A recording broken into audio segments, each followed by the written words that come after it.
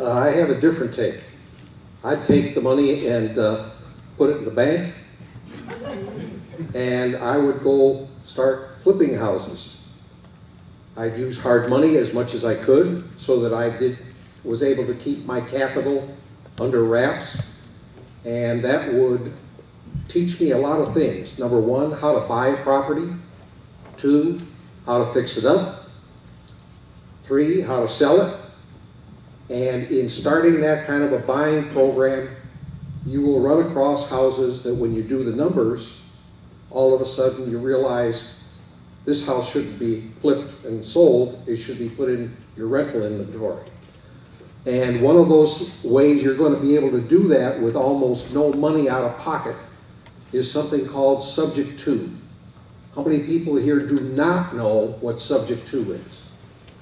Subject to is buying a property and having the seller keep his mortgage on the property. You're not paying it off.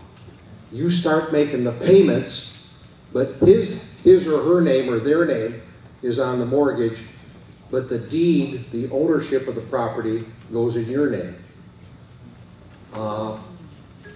I've bought probably at least 25 houses subject to, and that's hardly any money out of pocket. The only money out of pocket was whatever little fix-up I had to do to the house in order to make it rentable.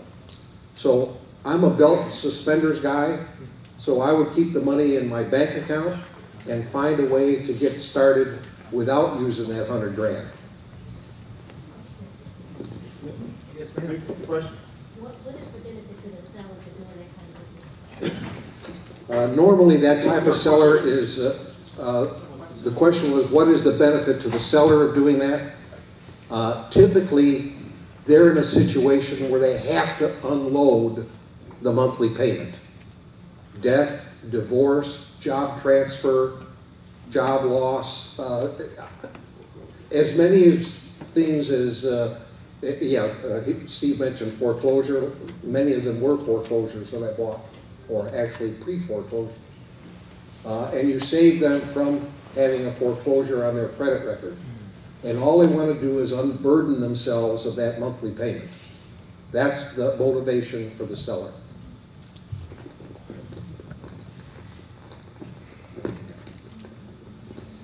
So, again, it's interesting. I would have a different take. Yeah. I'm not saying you shouldn't flip. I mean, you could do that too, right? So, today, flipping is actually very, very difficult, especially if you're brand new. Finding that flippable deal with the right numbers that's profitable, it's easier today to find rentals, that cash flow. I'm willing to assume that this person has an ongoing source of income, that it isn't just they don't have a job and they have this $50,000. Yeah. That they're in the middle of their life, that they've still got another 10, 15, 20 years of working. They want to get started in building their passive income. For that situation, I would take that $50,000. 25 is in the right range for down payment on a $90,000 to $120,000 rental. I would, and you won't find them back to back. It'll take you 6 months between those rentals. So minor fix up on one, find another minor fix up. Now you've deployed your 50. You've got 2 rentals. But now they're throwing off positive cash flow. Don't go on a vacation with it or buy a nice car. At the same time, you've reduced your expenses. Part of achieving financial independence or financial freedom includes cutting the cable bill. If you've got an expensive lease car, trade it in for a car that you own wholly. You start putting your free cash flow into the bank, and whether it's another rental every 2 years or another rental every year or another rental every 3 years, you slowly grow your rental portfolio. And I would deploy the entire nest egg on rentals, but I would refocus my entire lifestyle and have the family behind it. The chart that helps convince the family and your partner is the financial freedom chart. Your expenses trend down slightly, but your income grows as you buy more rentals. At some point, what happens when your passive income exceeds your expenses? What is that date called? Anyone? Financial freedom date. That is the date, plus 1 day, you can have your Johnny paycheck. Take this job and I'm going to leave. Is that the way the song goes? That chart of growing passive income happens by you buying those 2 first rentals and then starting to save for the next down payment. Yes, Steve is right. I've got one subject to. It didn't cost me much. There is a way to market for subject twos. Expired listings, long days on market. Those folks have problems. Or notice of default, those folks have 4 weeks to unload those houses, or they have a foreclosure under. There are ways to find subject to prospects for low dollar in, as well as saving for that next down payment. So I would be a grow your portfolio slow strategist, but sticking to buy and hold. 100,000, but you also want cash flow. You probably wouldn't do the rentals just long term. How could you do both? Maybe flip a certain amount and then also do buy and holds along the way. How would you? Yeah, right. So we'll just go in reverse since I got the microphone. So I talk to every new person that joins Georgia REIA. And I also teach at all the boot camps. When you're brand new, you've got to learn Chinese and you have to learn Korean. Well, those are 2 bad choices. They're similar. Okay, they have to learn Spanish. You only have enough time to learn 1 new language. Flipping is 1 language. Buy and hold is another language. My view, and then we'll see what the others say, is that that's too much for a new person to learn flipping and then buy and hold. I just don't see it happening. I have never seen it happen.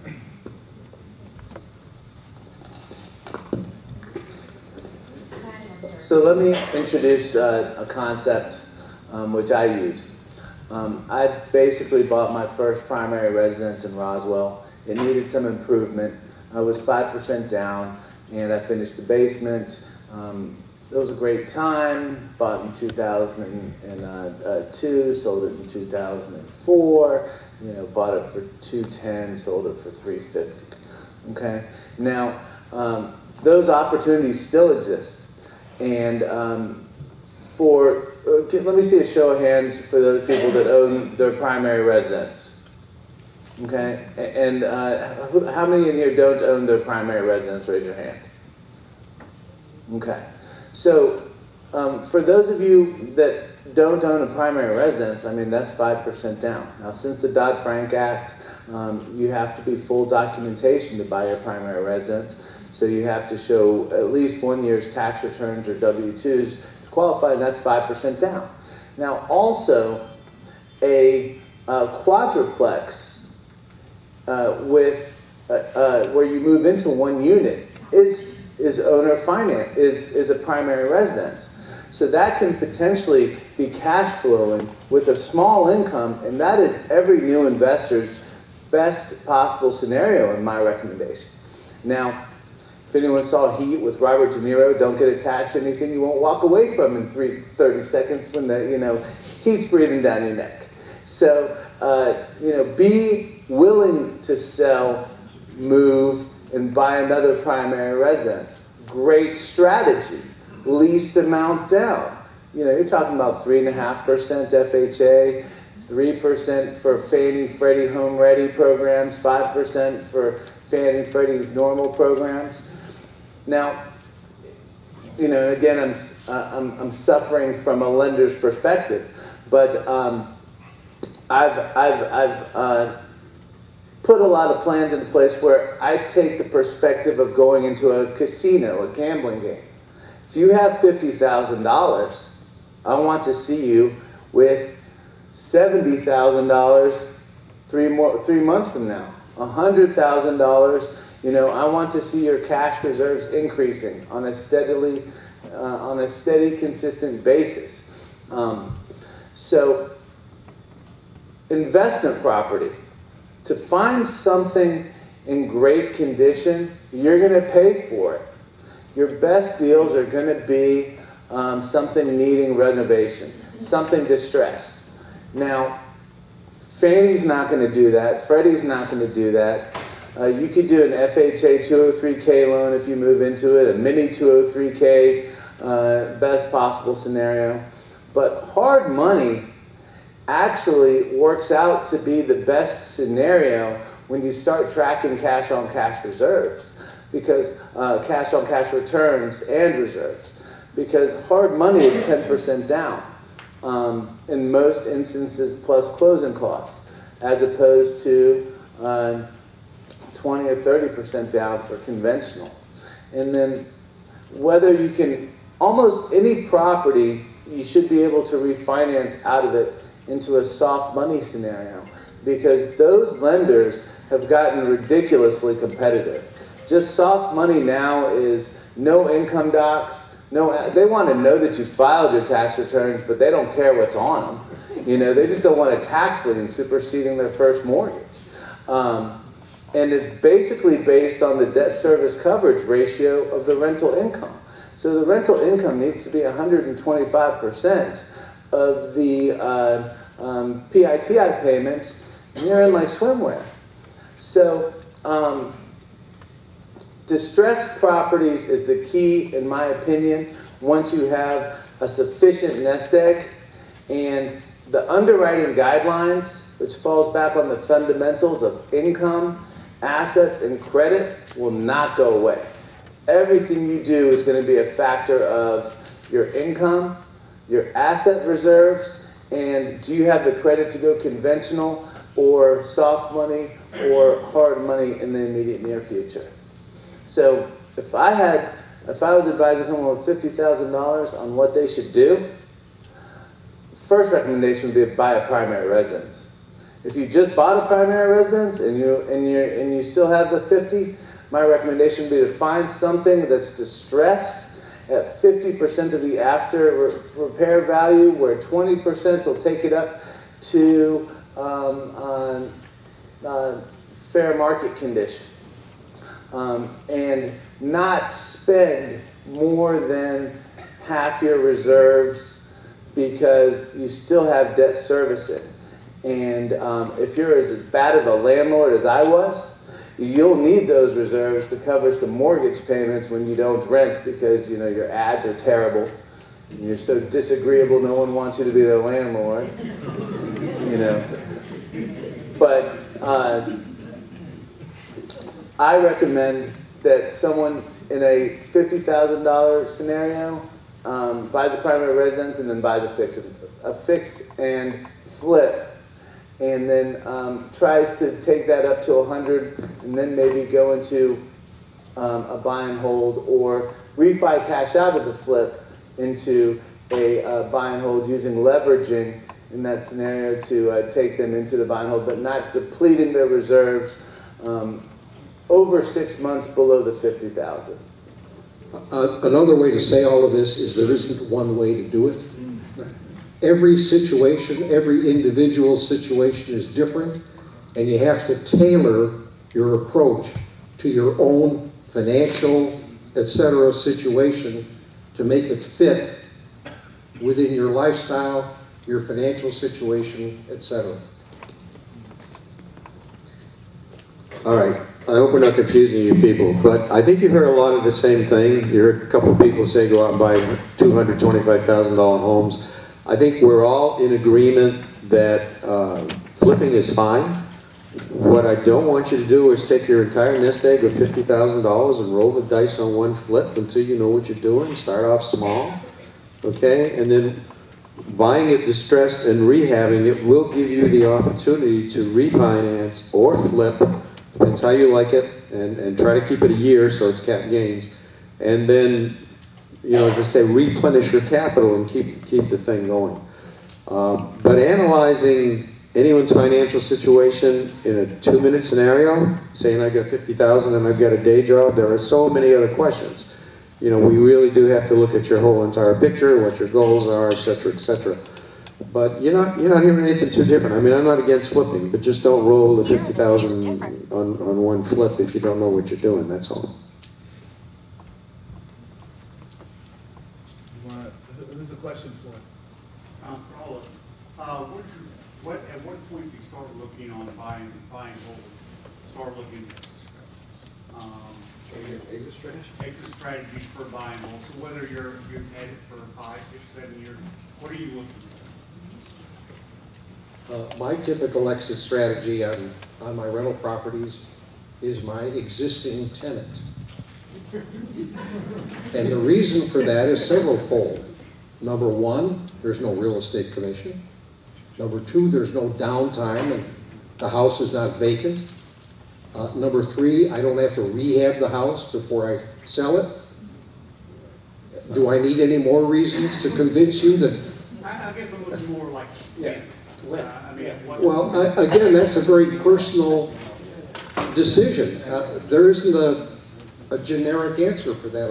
I don't believe. I think that's close to a generic answer, and I teach exit strategies in my real estate course. But where I think most people go wrong is they buy a place, they put 10% down, and they think I'm making 4,000 cash flow, and I've only got 2,000 in it. I'm making 40% on my money. But if you're buying a distressed property, as we all would recommend, you're a real estate investor, you're buying it under the market, you're doing an intelligent rehab, you're increasing the price, and then you're paying the loan down. It doesn't take long before your equity in that place is significant. And so you have to treat each property as a potential bucket of money and figure out, if I were to sell it and walk away with X amount of cash, what could I do with that cash? And it will show you my return keeping it is relatively low to if I got my cash back out of it, re-leveraged it, stay leveraged, my friends, and went out and bought 2 or 3 or 4 more properties. This is the reason I sold all my properties, is because my return on equity was less than I could make in the stock market. Most people don't even calculate their return on equity. The reason I didn't then use that money and re-leverage it into more properties is because I was mature and lazy, and I was perfectly happy just to transition it, and I know how to handle the stock market. I was perfectly happy to handle it, put it in the stock market, and handle my needs that way, and only be a landlord when necessary. But again, this is all an individual thing, all right?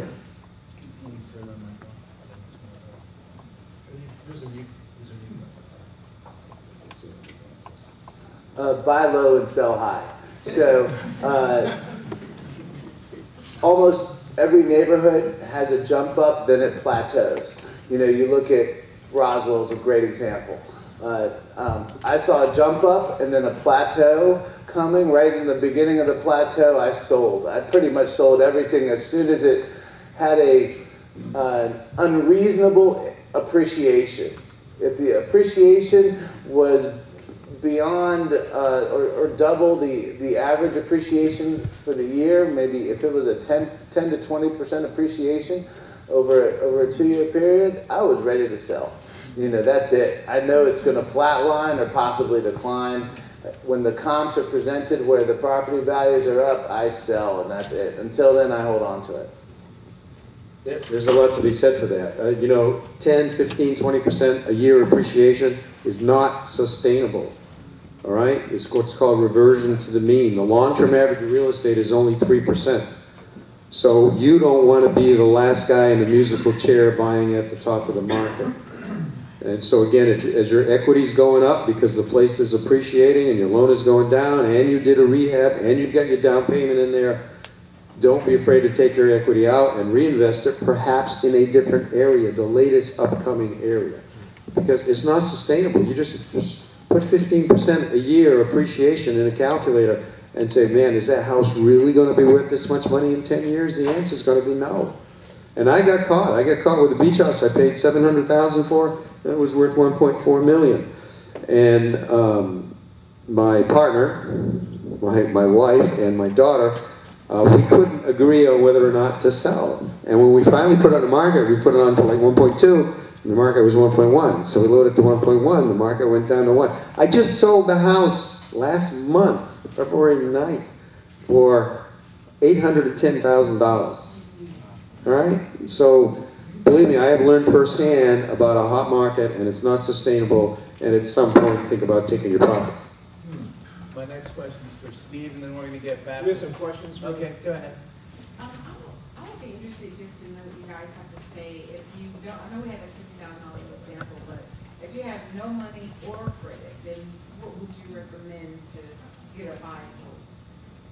Would you require money or? Would Get a partner.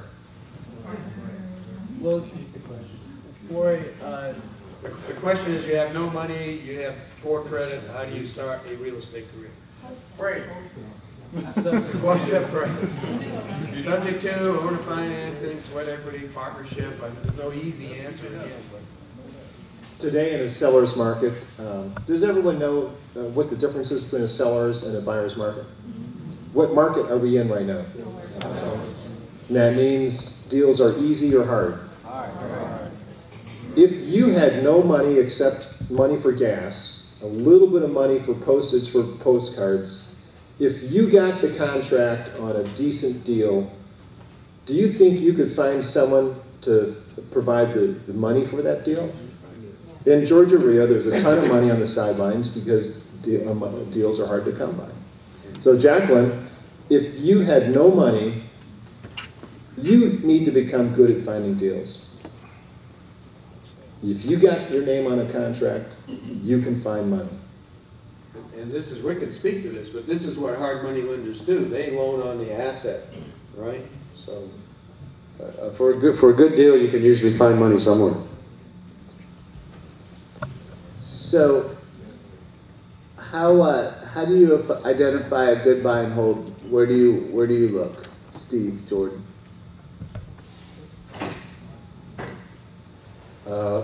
Two things are high on my list. Number one, where can I find a deal? When I buy, my rule of thumb is I never pay more than 80% of after repaired value. So, number one, I got to find where I can find a deal. Then the deciding factor on whether I can buy that, not whether I can, but whether I would buy that house, is the school system. As a buy and hold guy, I want long-term tenants. Kurt laid it out exactly right.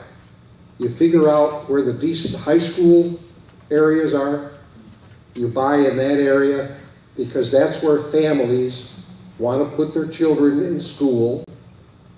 The only way you get a good high school is if the elementary and the middle schools are good feeding the high school. You can't have lousy elementary and lousy middle schools and have a top-rated high school, because it all comes up from the bottom as the kids grow up and go through the various grades. So those would be my two criteria. Where can I find a deal, and the quality high school area? Is that the same for multifamily? Good high school or no? Not relevant. I'm not qualified to answer that.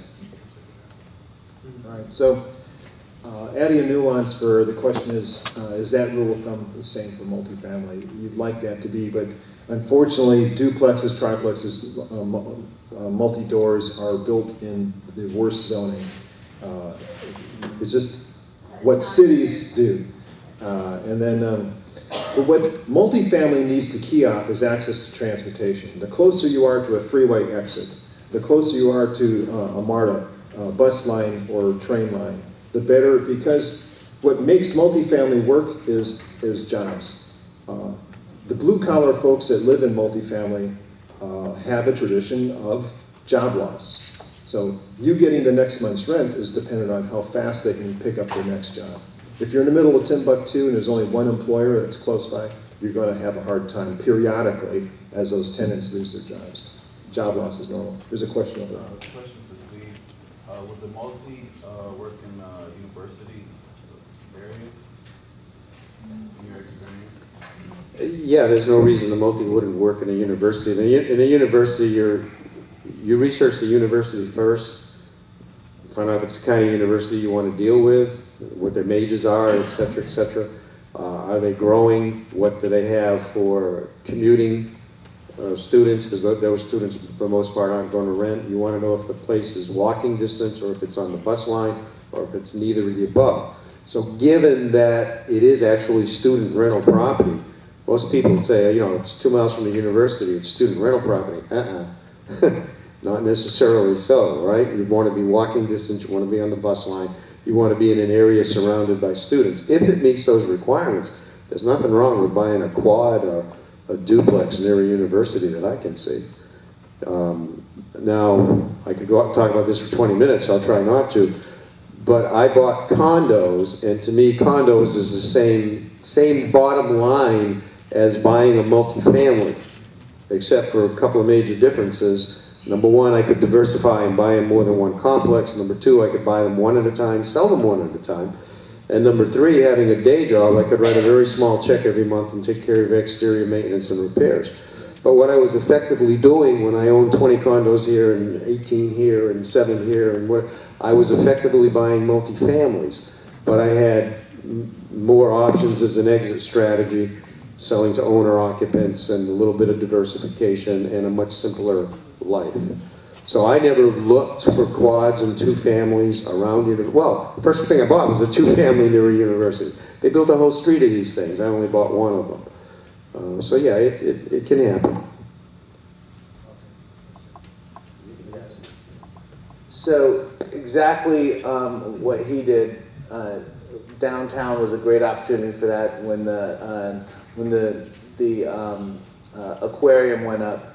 You know, giant lofts, and a lot of those lofts went for sale, and there was an awesome appreciation. And from a calculation standpoint, mathematically, 4 condos and a quad look exactly the same on paper when you start running the numbers. And from my perspective, I'll say it again, a good buy and hold is all about the debt service coverage ratio. And let me break it down. If you buy one property every 6 months that has a 2-to-1 debt service coverage ratio, where it's bringing in $2,000 a month in income, and it's got $1,000 going out in PITI, in 5 years, that's $10,000 a month in passive income. Now that ignores a lot of management and maintenance expense, but you're aware of the deficiency. But that is the basic criteria in my industry of what makes a good buy and hold.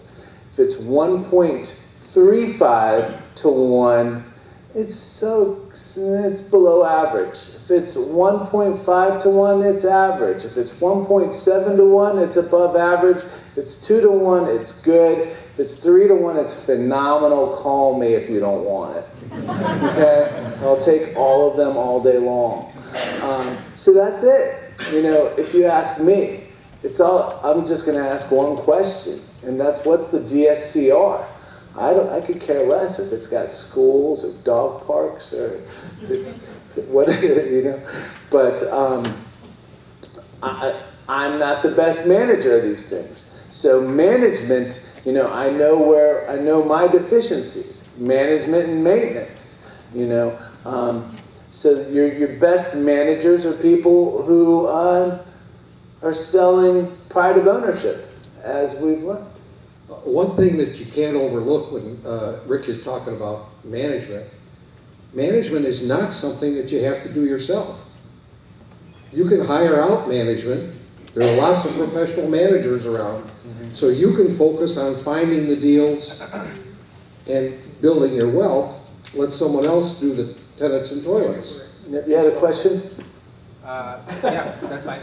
This is for Steve Larby.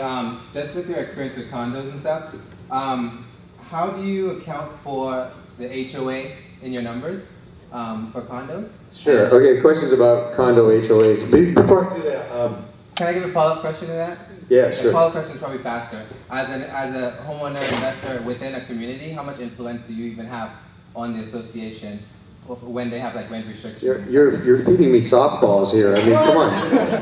All right, I want to back the truck up. My second buy at, which was my first buy at Akron University, was 2 brick 4-families side by side. So I forgot about that. So I did have multifamilies if you will, depending on how you define a multifamily next to a university. They would not rent it to students, and I saw that right away. The guy had the fear of students that most landlords have, and as the tenants turned, I put students in there and I doubled the rents in a very short time period, and then I flipped it. So your question about HOA fees and control, I can answer both of those in one thing. The 3 condo complexes I was involved with, nobody wants to be on the board of a condo complex. So I quickly became the president of the POA. And the first thing I did was do a 20-year spreadsheet. Why 20 years? Because I wanted to be sure to go out to the repaving of the parking lot and the re-roofing. And I wanted to make sure that the dues were going to be adequate enough that there would not be an assessment. And in fact, I'm pretty proud of the fact that every condo complex, the dues went down after I took it over. So, give you a specific example. The condos up in Alpharetta, $155 a month dues. 40 of that is insurance on the building. So if you back that off, it's $115. 15 is approximately what it costs for the complex manager. The complex manager collects the dues from everybody and enforces the rules and regulations. Parking space, dogs, picking up after your dogs, someone so's making too much noise. All these tenant issues that if I had a multifamily, I would be immersed in for $15 a month per unit, I am immune to. So now I have $100 a month left. We spend about half of that on an annual basis on the lawn and landscaping, the pool, fence maintenance and repairs, a big issue, whatever, cleaning gutters. The other half goes into a reserve fund.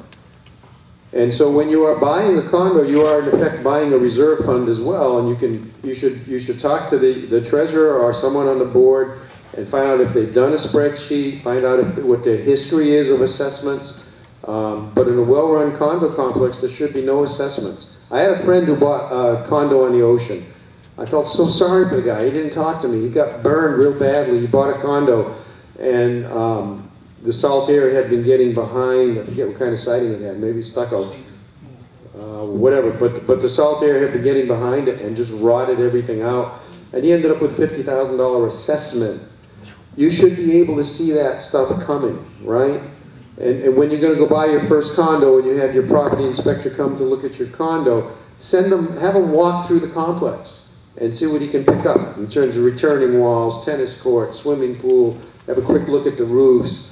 But your best bet is to talk to someone on the board, look at the reserve fund, look at the history of assessments. I don't consider it a disadvantage, I consider it an advantage. I could not have owned that many single families, especially while I had a day job. I was pleased to write out a check for, let's call it $100 a month for repairs. Repairs and reserves. Most people don't do the reserves on their single family homes. So you think you're running it real cheap, but own it long enough, guys, you're going to be into roofs and furnaces and driveways and, yep. Yeah, my question is. I have a question. I've been patting my hand up for like the last 8 people. Go ahead. So you mind if I go? Okay. This is my first meeting, so excuse me for not knowing all the acronyms. You may have already somewhat answered my question. But if you have a rental property and a primary residence and you're interested in getting more rental property, but you have enough cash reserves to pay off your primary residence and still maybe have part of it, would you ever do that, or would you use your cash reserves to invest? We agreed on that one? Use your cash reserves to invest, but then they're no longer reserves. Right. Today's leverage, my friends. Right. Particularly on your home mortgage, which is 3.5% tax deductible. Go for Okay. it. My second question is, you guys mentioned buying in an area where the schools are great. However, is it ever intelligent to buy in an area that's appreciating or maybe gentrifying, so the schools are going to improve, but you're able to get a property at a much less rate than going into a neighborhood where the schools are already great and the property is going to be more expensive? Well, then you're buying for appreciation instead of for buy and hold. Okay. So you change the objective, and yeah, that's a great objective. Thank you. Sorry, sir. Over here. My question was around Steve Logan, earlier you mentioned amortization strategy and people don't really look at that part of it, as well as return on equity as a metric. Could you talk a little bit more about that and how you think those are important? Yeah, I want to make one comment on her question. I think it's like the holy grail of investing. Everybody wants to buy a 12 or 14 or 16 cap property in an area that's going to gentrify, and so they're going to get both appreciation and cash flow, and it can happen, but it's not necessarily a game for the amateur to play. It's high risk, high reward is what it is in, you know, in business terms, in finance terms. That area may not gentrify, it may go downhill, et cetera, et cetera, et cetera. You may find that the 16 cap rate is not going to be 16 cap rate when you get through with the tenant hassles and turnovers and evictions, and so that's my experience. But it can be done, and it has been done, and you know. But get a few normal properties under your belt before you go buy something on the west side because you think it's going to double and it's 16 cap rate. It does happen, but I'm reading a book right now by Dave Lindell on how to chase the hot areas all across the country. You think you're trying to chase a hot area in Atlanta. He goes and invests in whatever he thinks is the hot city. You know, don't try this at home. Get a lot of experience first. What was the question over here? You wanted me to talk more about... Okay, loan amortization is very simple. For those who don't understand the terms, when you make a payment to a loan, a normal loan, some of it goes to interest and some of it goes to reduce the amount of money you owe. It's called principal reduction or loan amortization, right? So your tenant's paying off the loan for you, which is a nice deal, okay? That can be calculated to the penny. Unlike appreciation, which is hoped for by God, long term it's only 3%, or the cash flow that we just talked about, which you could go a whole year, and then all of a sudden you have to put on a roof or a furnace, and your whole cash flow for the year just went to zero. So you have to understand that. The thing I like about it is your asset isn't going to fluctuate greatly. Whereas if you buy in stocks, your asset can fluctuate all over the place. God bless you, Jackie. And drive you crazy and unfortunately causes many people to panic and sell when it's down. The real estate is relatively stable even though the cash flow isn't necessarily. The loan amortization, I calculated this for my passive income people recently. It's not true now, but it was true a year ago. I'm getting $52,000 a year of loan amortization just on the dribs and drabs I have left. When I sell, every dime of that comes back to me tax-free. So that's a great way to build your net worth and know what you're going to have in X amount of time. If you get a property, and this can be done today, I think, reasonably easy at today's interest rates. If you get a property that all it does is pay for a 15-year mortgage, never ever shows a cash flow, all right? Just keeps making payments on a 15-year mortgage, and you sell after 15 years, you will make the same amount of money from 5% of your appreciation and paying off the loan. Does that make sense? Your 100 property will go to 170. Your $80,000 loan will go to zero. You will make approximately $80,000 after taxes from the appreciation and $80,000 from the loan amortization. That's a hell of a nice return. No cash flow, mind you, because it's just merely made the 15-year loan payment. So one of the things you can do with today's low interest rates, talk to my man Rick, and buy anything you can that'll pay for itself in 15 years. So what Steve's doing is he's applying his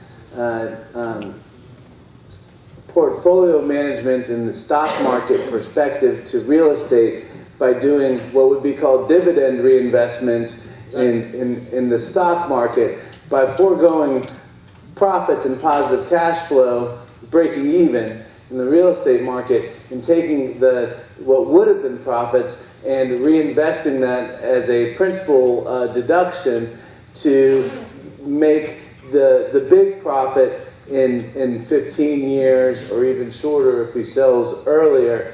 And he has he has or had or does still have the comfort of a six-figure income to fall back on to use that strategy, I would assume. I quit my day job in 2002. Okay. Something I forgot to tell you people. I've been retired since 2002. So, isn't that contrary to stay leveraged? You go to the head of the class just for asking that question.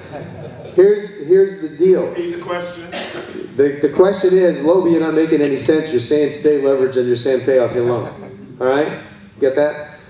So if you go through the math, and I'm a math guy, but if you go through the math of putting 20% down and paying off a loan, even if the thing is paid off in 7 years, you end up making about 18, 19% compound annual growth rate on your money. But you can deploy that to another house. Well, okay, my strategy is what I call the dual strategy. You want your 50 or 75 or $100,000 of passive income. At 10 cap rate, you want to get 500 or 750 or $1 million of paid for properties. Do that, focus on that. Now, if you want to flip one once in a while or refinance one once in a while and go out and do flips or buy more property, highly leveraged, fine, do it. But most people will take the cash flow and it will evaporate one way or the other, and they'll have nothing to show. And then there'll be a downturn and they'll have vacancies and they'll lose their property. What happens when you lose a piece of real estate? You lose your down payment, you lose your loan amortization, thank you, and you lose your appreciation. You lose way more than 100% of your investment. That's hard to do in a stock market. So I'm very conservative. So I say get you a core strategy. You know you're going to be financially independent in 6 or 7 years. Then if you get the capital, or if you refi, or if you flip, or you can find subjects to, go out and buy more property and stay as leveraged as you can with that other property. Does that make sense? I think there's one other piece of the equation, and that is how old are you? Yeah. Well, I'm sorry, it wasn't a question, it was just a comment. About 15 years. I'm in my 80s, I'm not accumulating. Okay? I'm trying to simplify. I don't want to leave my heirs a bunch of properties that they don't know how to manage. So. The other caveat there is, can your heirs manage the cash any better if you liquidate and have a big bucket? Right. So at some point, you got to talk to your heirs and educate them financially. So as I was stating shortly, my goal was to quit my day job as fast as possible. And so staying leveraged, refine my first buys after 2, maybe 3 years. Each of those houses, because they appreciated, yielded enough to be the down payment on another house. And so, Yeah, see, that's what I'm thinking. so Yeah, but Kurt had about 40 properties to get his income. well, I overshot my income needs, but each property, like owning things, has a burden. It's a property management burden. I own 30 septic tanks. Right, I own 38 air conditioners. So those things will break, even though the tenants are good because they're in good schools, I've selected them right. It becomes its own burden. But it did allow me to quit my day job in 7 years. It's not how well the septic tank works, it's how well the field works. Just ask someone who had to replace the field last summer. All right, so next question. Let's say you find this property, you go into the dynamics of your preferences, and it needs renovation. Walk us through your fix process. Steve Jordan.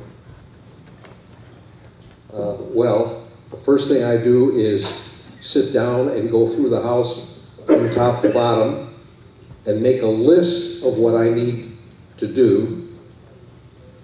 Second thing I do is I price out those repairs, and then I call my contractors and start scheduling them.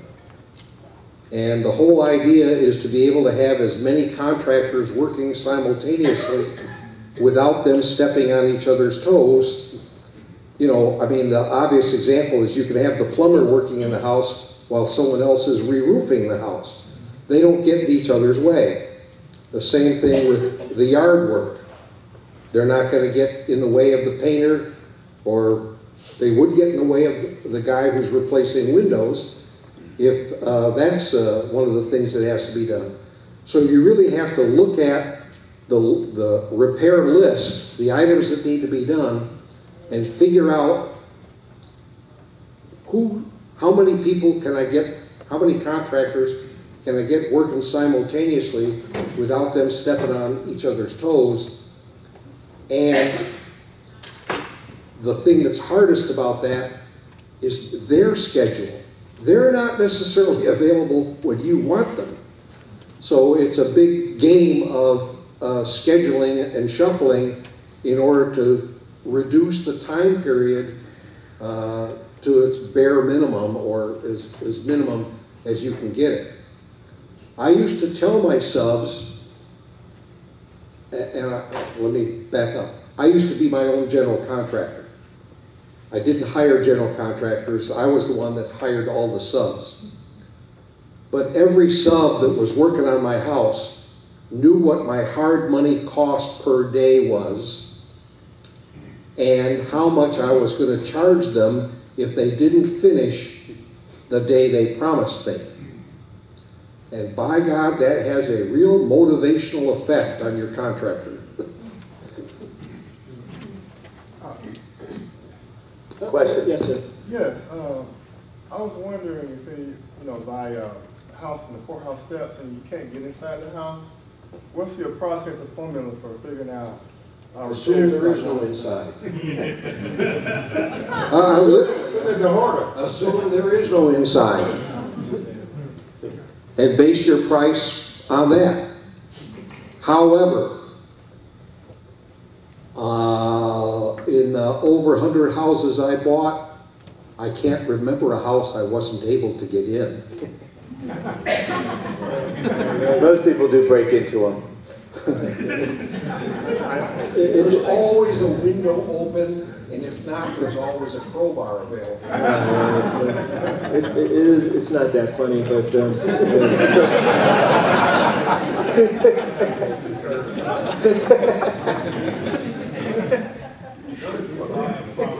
that's already rented. How do you prioritize repairs that may be needed, like roofs, carpet, painting, whatever? All right, so the question was, we're stacking up questions here, which is good, that's fine. So the question is, you buy a property that already has a tenant. So that tenant is there, state law is that tenant's lease has to be honored. If it has 6 months left on the lease, that tenant has the right to stay there that 6 months.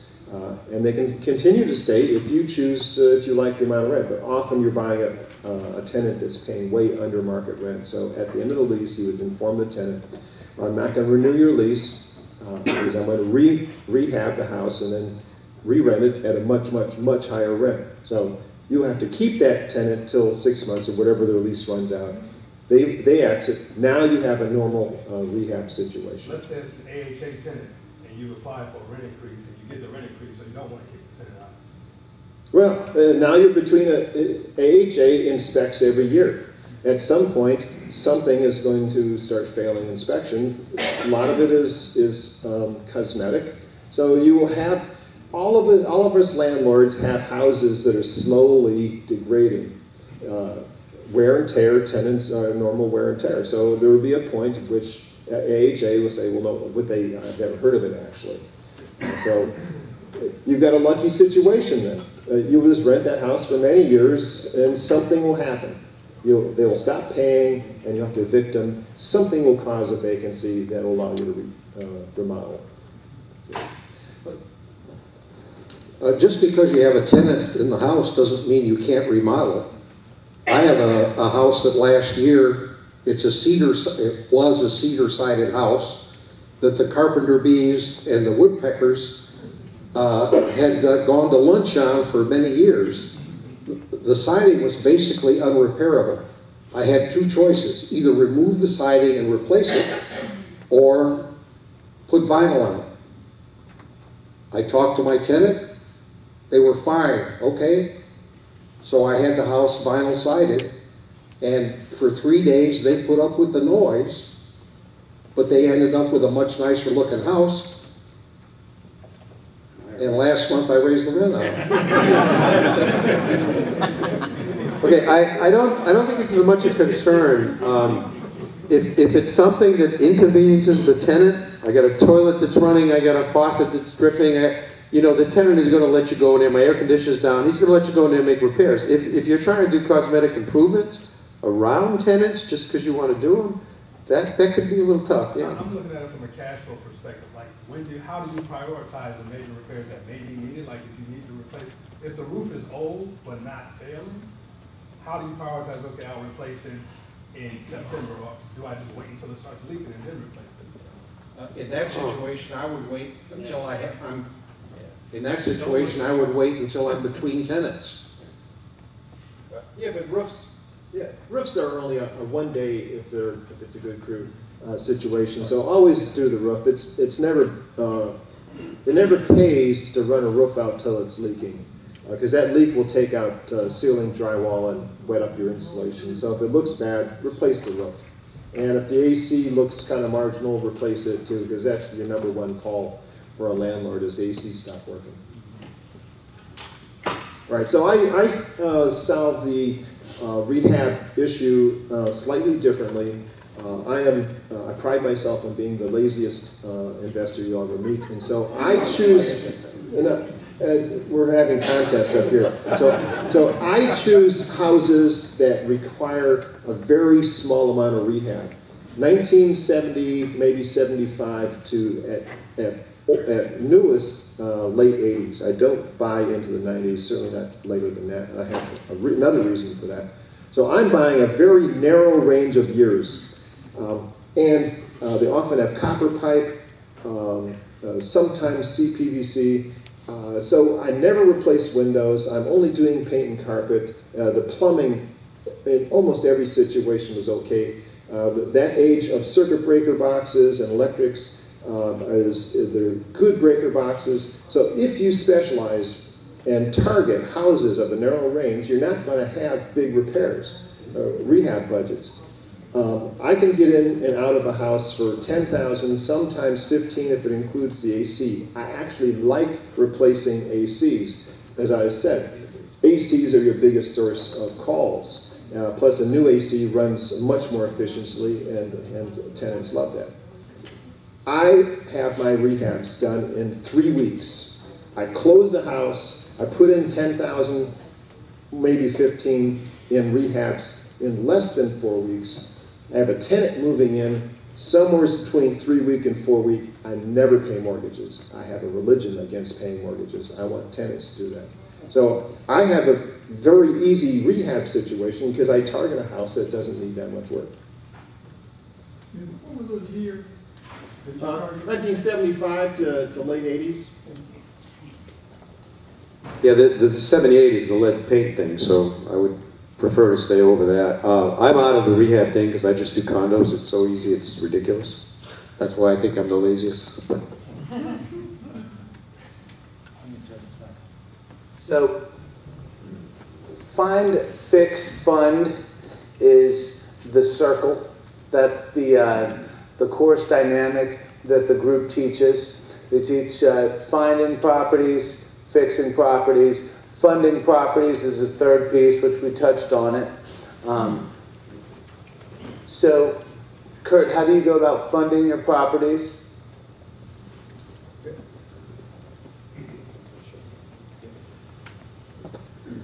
Right, so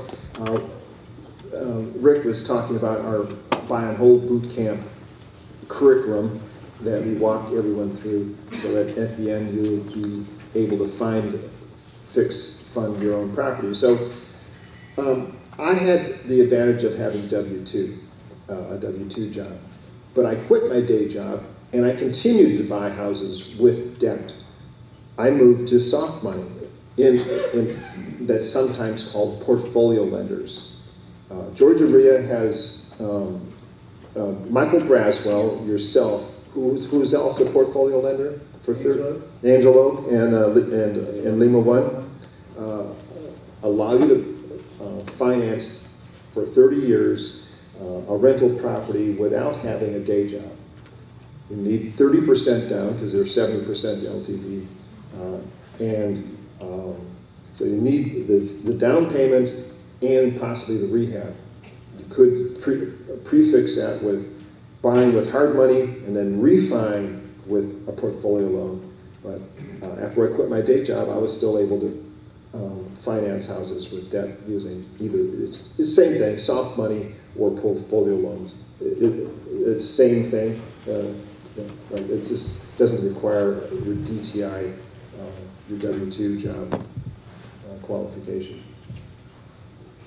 So, when you find a distressed property, not too many there's not too many resources to get the financing to fix that up, because it can become the bank's nightmare. On an owner-occupied property, there's basically the FHA 203K. On an investment property, there's basically hard money. Now after, and you can think of 3 boxes of different loan types. Prime being interest rates from 3 to 5%, soft money being interest rates from 6 to 10, and hard money from 10.1 to 12. So hard money is typically expensive, but it's easy to manage. It's 10% down, they close fast, won't take any days off the end of your life, and it's got the highest cash on cash return. There's people with fantastic credit that are millionaires that buy multiple properties, and it gives them the flexibility to do many more deals because they do it with hard money, and it keeps some hair on their head as well. Soft money normally won't, the portfolio lender that you refer to, they're also called non-agency lenders because they're not Fannie Mae, Freddie Mac, FHA, VA, USDA. They also usually only loan money on stabilized properties, so they can't have much deferred maintenance or need much things. And typically the loan to value is going to be 70 to 80% max on those products. Usually 70% for a cash out refi, 80% for a purchase at most. So going through a scenario where you buy a $200,000 house and it needs a lot of rehab, best case scenario, most hard money lenders are going to let you get in with 10% of the acquisition costs and finance 100% of the rehab. If you have a decent resume and your construction budget's from earth, and sellers paying closing costs, so you can get into those for 10%, fix them up, and then, if you have a $200,000 debt on a $300,000 property, sure, you can refinance that into soft money with no debt-to-income ratio required documents because it's an investment property. So that's an opportunity. FHA 203K is an opportunity. Self-directed IRAs are an opportunity. Partnering with group people is an opportunity. And there's multiple ways to fund deals. Yeah, I'd like to add one thing. So my wife retired, her equivalent to a 401k rolled out into a self-directed IRA via Advanta.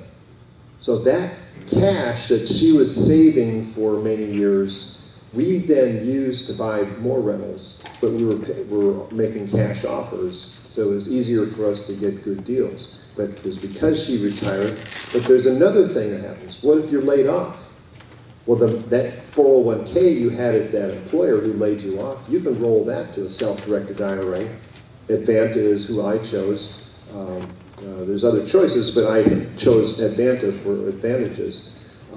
You can buy rentals with that money as well.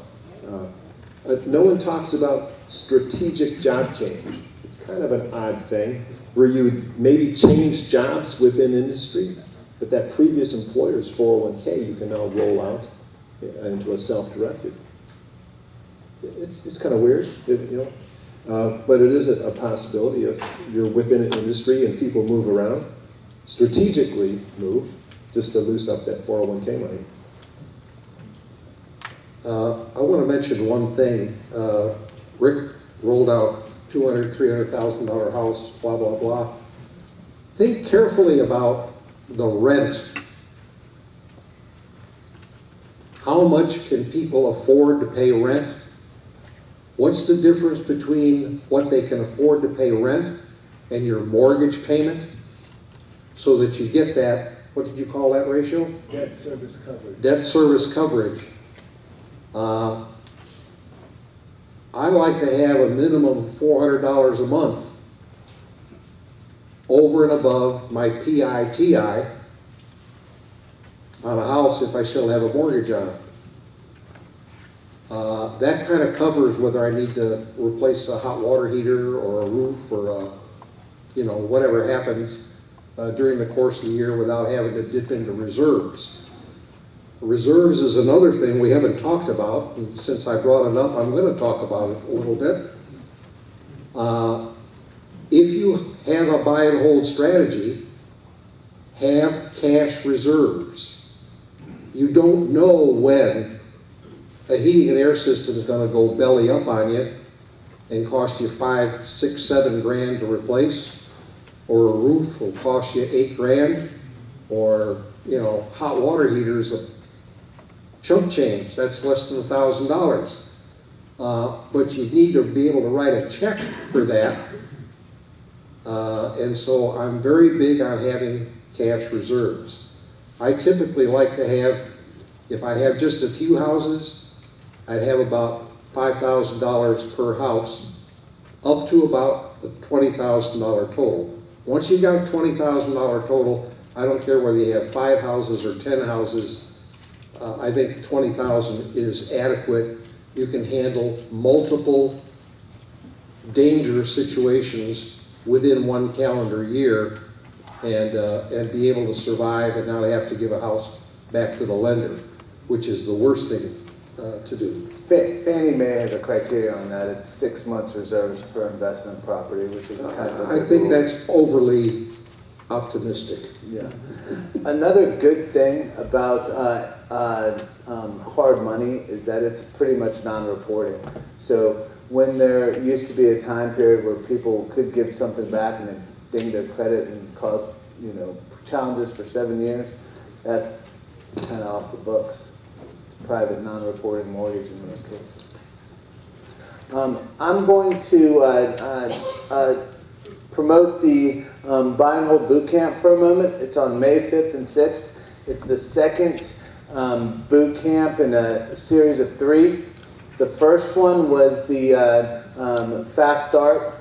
The second one is the Buy and Hold. And the third one is going to be Mastering Passive Income.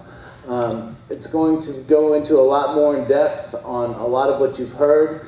And I encourage everyone who has any sort of aspiration to acquire a portfolio or a portfolio to manage to consider it. Be a good weekend to spend doing that, and it should be eye-opening and perspective-changing.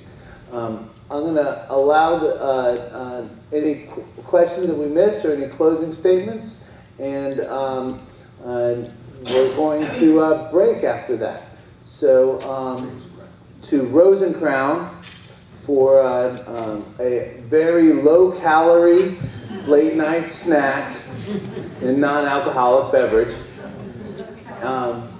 But if there are any last-minute comments or questions, please feel free to blurt them out and hang out. I had one other topic that we haven't touched on at all, which I think is really key. Buy and hold is a people business. You're a landlord, and your tenants are your customers. You need to treat them the way you would want to be treated, especially when there's a maintenance issue. Not all maintenance issues have to be responded to in 24 hours. A tree falls in the backyard or a limb falls, didn't hurt anything. It doesn't make any difference whether you clean it up today, tomorrow, next week, or next month. A window pane gets broken. Gee, that window pane was okay when I rented you the house. Maybe that's your responsibility because I'm not responsible for the broken window. So you got to also train your tenants on what's your responsibility versus what's their responsibility. But again, as I said, managing tenants is a people business, and the most important thing you can do is A, run it like a business, and B, treat them as if they're your customers, because they are. Questions? I don't have any more to. Yes, ma'am? I just had a quick question. There's obviously so much to learn in the boot camp and moving forward, but if I wanted to have somebody look at my specific situation to get started with my 1 to 5 year plan, would that be a financial advisor to go with? Would that be a CPA, like, you know, to get strategy, you know, all that? I do lunches with folks. Steve, that's part of what he does in more depth because he's educated and certified in such things, and certainly part of his passive income. Of course, he has made millions of dollars by rearranging folks' personal finances. Steve Loby does that. That's me. No. So I do lunches with folks to try to jumpstart you into real estate. Maybe you're a bit beyond me, but you know, I do it for free. Let me add something to that. I would definitely not use a CPA. You're out of their league. Okay? I could talk about this for half an hour. Unfortunately, we're out of time. But So do you charge Steve to meet with you? I encourage people to take the passive income course, and then I work with them, no charge.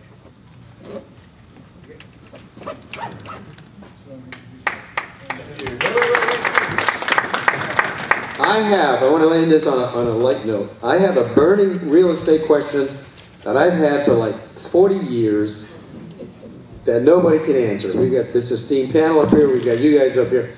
I bet you guys have the same question, because what I'm going to do is I want to give you a couple of hints, and you're going to tell me what the question is. I can tell you there's very few people who do this niche. I'll tell you one guy's name is Paul, and it's a very intensive niche because this guy Paul never had time to get married. What's the question? Come on, guys. He never had time for a wife, is the exact phrase used. Paul. Come on, no Billy Joel fans here? Paul is a real estate novelist. What the hell is a real estate novelist? On that.